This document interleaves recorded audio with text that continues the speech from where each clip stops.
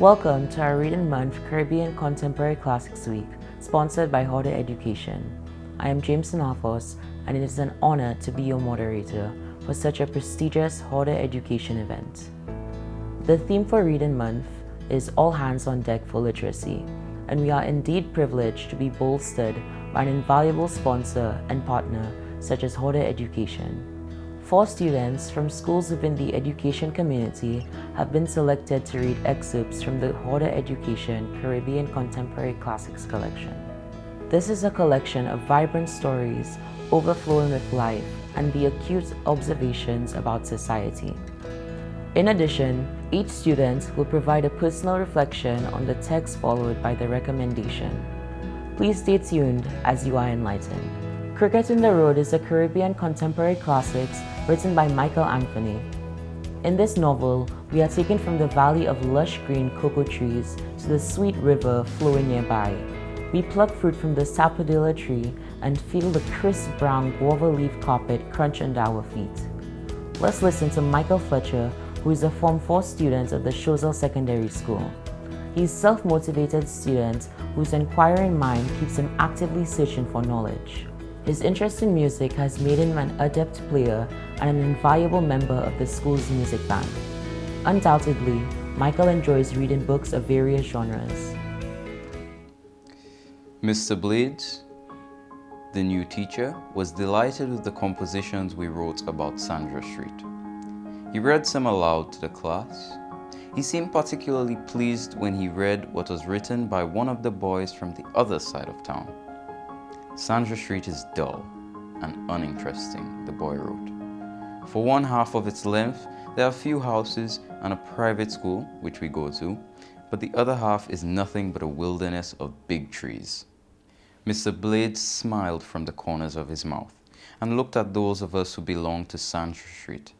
In fact, the boy wrote, it is the only street in our town that has big trees, and I do not think it is a part of our town at all, because it is so far and so different from our other streets.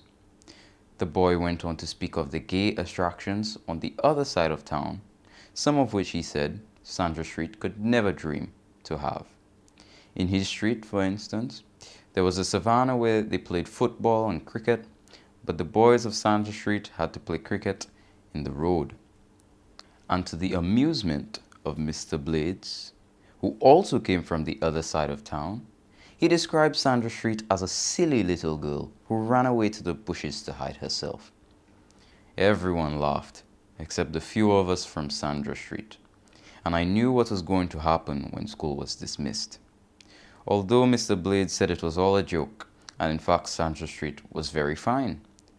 I did not know whether he meant this or not, for he seemed very much amused, and I felt this was because he came from the other side of the town. He read out a few more of the compositions. Some of them said very nice things about Sandra Street, but those were the ones which were written by us. Mr. Blades seemed delighted about these two, and I felt he was trying to appease us when he said that they showed up new aspects of the beauty of Sandra Street. There were only a few of us who were appeased though, and he noticed this and said, all right, next Tuesday we'll write about the other side of the town. This brought fiendish laughter from some of us from Sandra Street, and judging from the looks on the faces of those from the other side of the town, I knew what would happen next Tuesday too, when school was dismissed. And I felt that whatever happened, it wasn't going to make any difference to our side or to the other side of town. Yet the boy's composition was very truthful. Sandra Street was so different from the other streets beyond. Indeed, it came from the very quiet fringes and ran straight up to the forest. As it left the town, there were few houses and shops along it, and then the school. And after that, there were not many more houses, and the big trees started from there until the road trailed off to the river that bordered the forest. During the day, all would be very quiet, except perhaps for the voice of one neighbor calling to another. And if some evenings brought excitement to the schoolyard, these did very little to disturb the calmness of Sandra Street. Nor did the steel band gently humming from the other side of the town. I had to remember the steel band because although I liked to hear it, I had to put in my composition that it was very bad. We had no seal bands in Sandra Street, and I thought I could say this because we were decent, cultured folk and did not like the horrible noises of steel bands. I sat in class recalling the boys' composition again. Outside the window, I could see the women coming out of the shops.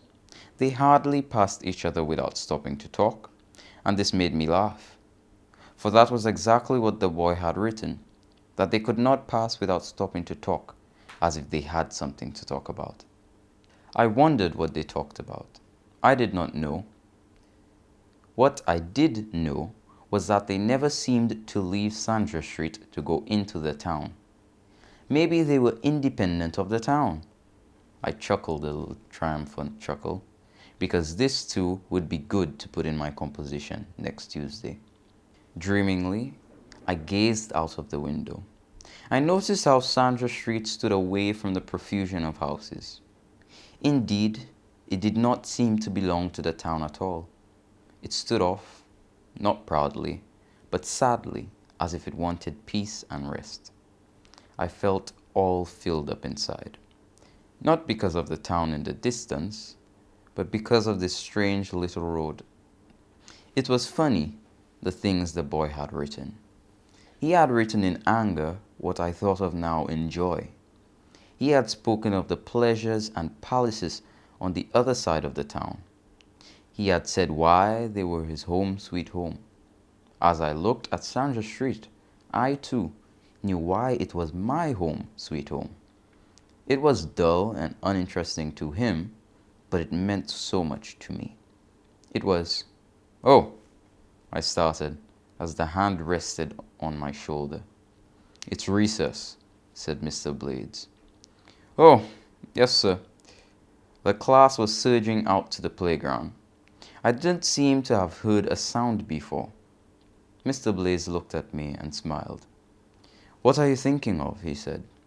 He seemed to be looking inside me, inside my very mind. I stammered out a few words which, even if they were clear, would not have meant anything.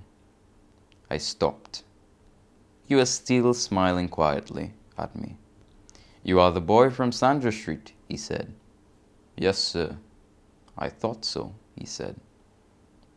What happened on the following Tuesday after school was a lot worse than what had ever happened before, and it was a mystery how the neighbors did not complain or Mr. Blades did not get to hear of it.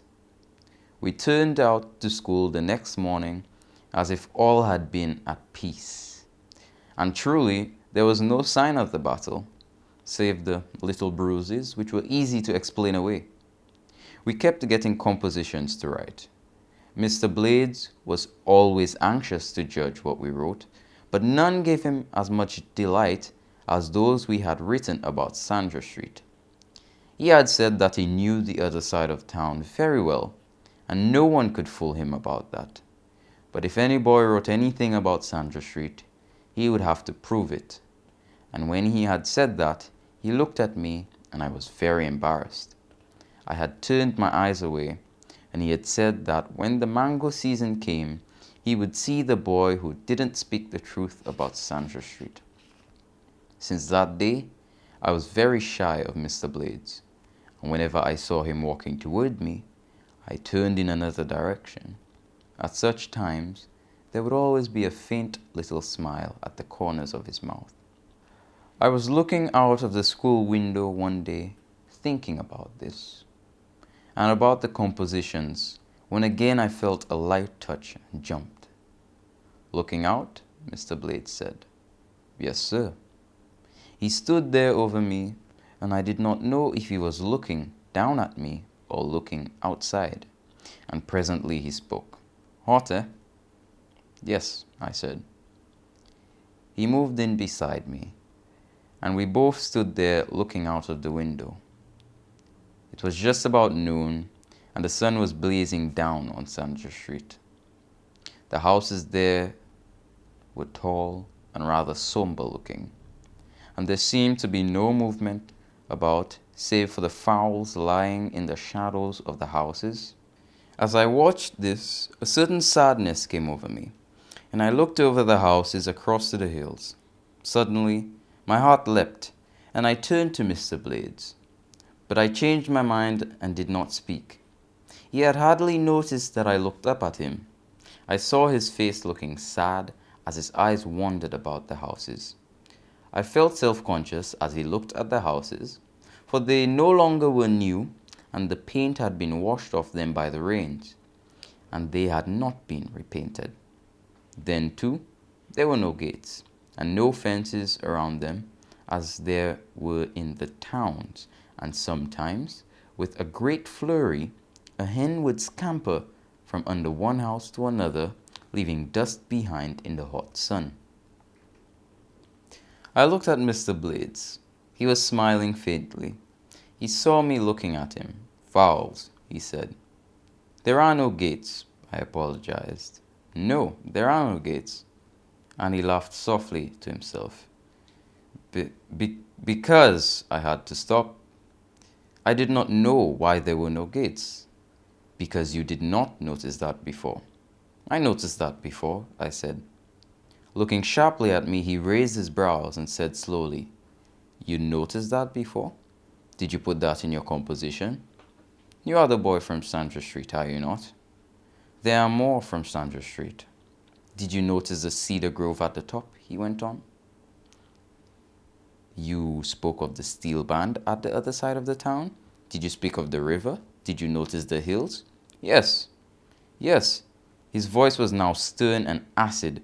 His eyes seemed to be burning up from within. "You noticed all this, and you wrote about Sandra Street without mentioning it, eh? How many marks did I give you?" 45. He looked surprised. "I gave you 45 marks for writing about the noises and the dirty trams of the town? Look," he pointed. "Do you see?" "Mango blossoms," I said, and I felt like crying out. I wanted to show it to you. "Did you write about it?" "No." I just wanted to break out and run away from him. He bent down to me. His face looked harder now, though kind, but I could see that there was fury inside him. "There is something like observation, Steve," he said. "Observation.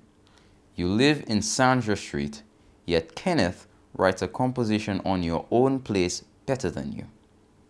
"He said Sandra Street was soppy," I cried. "Of course he said it was soppy. It was to his purpose. He comes from the other side of the town. What he's got to write on? Gaudy houses with gates like prisons around them? High walls cramping the imagination?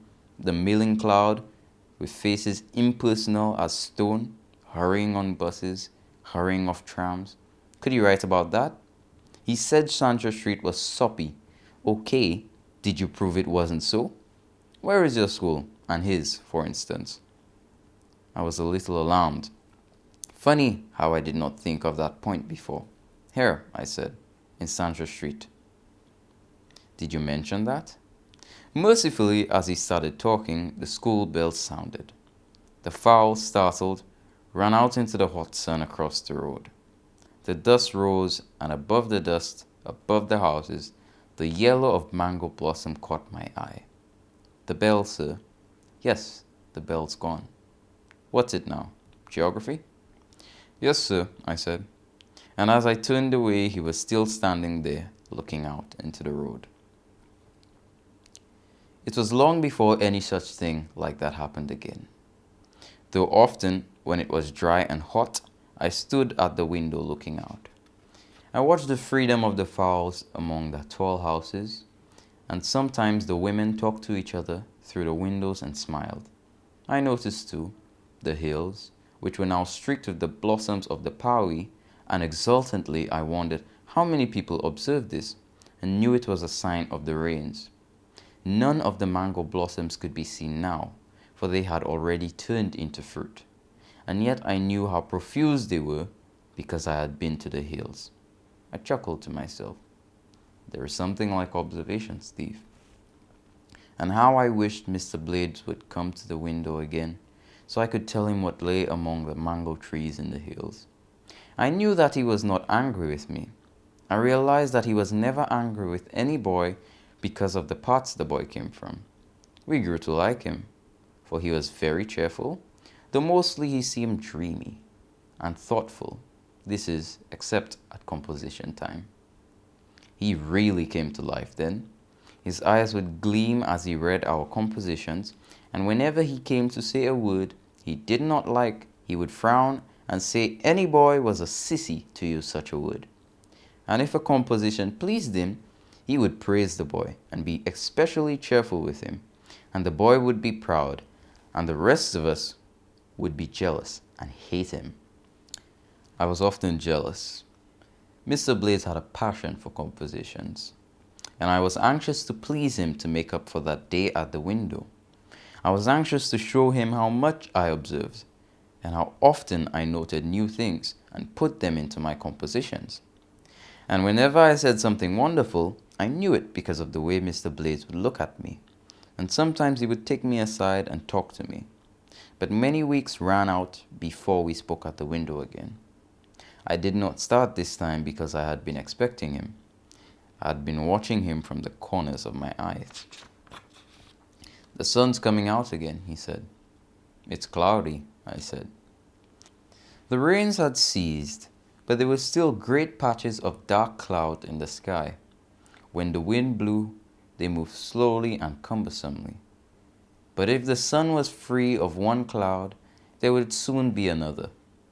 The sun was shining brightly now, although there was still a little drizzle of rain, and I could smell the steam rising from the hot pitch and from the galvanized roofs. "Rain falling, sun shining," Mr. Blades said, and I remembered that they said at such times the devil fought his wife. But when Mr. Blades pressed me to tell what I was laughing at, I laughed still more and would not say. Then thoughtfully he said, "You think they are all right?" "What, sir?" "In the mortel route." I was astonished. I put my hands to my mouth. "How did he know?" He smiled down at me. "You won't be able to jump over now." And the whole thing came back. I could not help laughing. I had put it into my composition, how I had gone into the hills on a Sunday evening, and how the mango trees were laden with small mangoes, some full, and how there were banana trees among the immortelle and the paui. I had written too about the bunch of green bananas I had placed to ripen in the immortelle roots, and how afterwards I had jumped across the river to the other bank. "They're all right," I said, and I pretended to be watching the steam rising from the hot pitch. "I like bananas," said Mr. Blades. I was sure that he licked his lips as he looked towards the hill. I was touched. I felt as one with him. I liked bananas too, and they always made me lick my lips. I thought now of the whole bunch, which must be yellow by now inside the immortelle roots. "Sir?" I said to him, hesitating. Then I took the wild chance, and when he answered, a feeling of extreme happiness swept over me. I remember that evening as turning out bright, almost blinding. The winds had pushed away the heavy clouds, and the only evidence of the rains were the little puddles along Sandra Street. I remember that evening as turning out bright, almost blinding.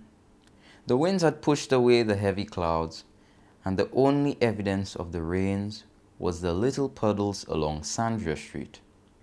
I remember the hills as being strange, in an enchanted sort of way, and I felt that part of the enchantment came from Mr. Blades being with me. We watched the leaves of the cocoa gleaming with the moisture of the rains, and Mr. Blades confessed he never thought there was so much cocoa in the hills. We watched the sip too, profuse among the laden mango trees, and the redness of their brain-picked flowers was the redness of blood. We came to the immortelle tree where I had hidden the bananas. I watched to see if Mr. Blades licked his lips, but he did not. He wasn't even watching. "Sir," I said in happy surprise, after removing the covering of trash from the bunch. Mr. Blades was gazing across the trees. I raised my eyes. Not far below, Sandra Street swept by, bathed in light. "The bananas, sir," I cried. "Bananas?" he cried despairingly. "Bananas are all you see around you, Steve." I was puzzled. I thought it was for the bananas that we had come to the hills. "Good heavens," he said with bitterness. "To think that you, instead of Kenneth, should belong to Sandra Street." Sandra Street is a great piece of literature that I most definitely recommend to my peers. Not only does it showcase text structures that are being taught in the secondary school level, but beneath all the fancy words sometimes, there lies a theme that I believe connects to most students at my age. I believe that the story Sandra Street explores a theme of contentment. So many times as a student, even myself, I'm guilty of this, we look at social media and we're often jealous of that other side of town. We're often jealous of what they have and not content with what we have. And many times this makes us very unhappy. The story allows us to see that when Steve realizes the beauty of his own street, he begins to feel a lot more happy. Because having big houses with big gates and fancy walls is not all that there is to life, because beauty is in the eyes of the beholder. And it is worth it more for a man or woman to be happy than to be rich and to be very unhappy. As a student, I believe that this story should teach us the importance of being content with what you have. I most definitely recommend that students check out the Harder Education website for other books such as Caribbean Contemporary Classics. I believe that these books are, awesome literature to go through, and I believe that a lot of Caribbean stories have themes that are important to our everyday life. Have you played cricket in the road with family and friends? What are other places that you've played cricket? To obtain a copy, I urge you to visit the local bookstores, Delivery Express and People's Discount Book and More, both located in Castries, and Books and More located in Miku. There, you can choose from a range of titles in classic contemporary fiction from the heart of the Caribbean. Also, look out for our upcoming book fairs at People's Discount Book and More on Victoria Street, Castries from May 19th to 21st, and Books and More in Miku Village on the second week of July. You can also visit Harder Education website at www.hardereducation.co.uk.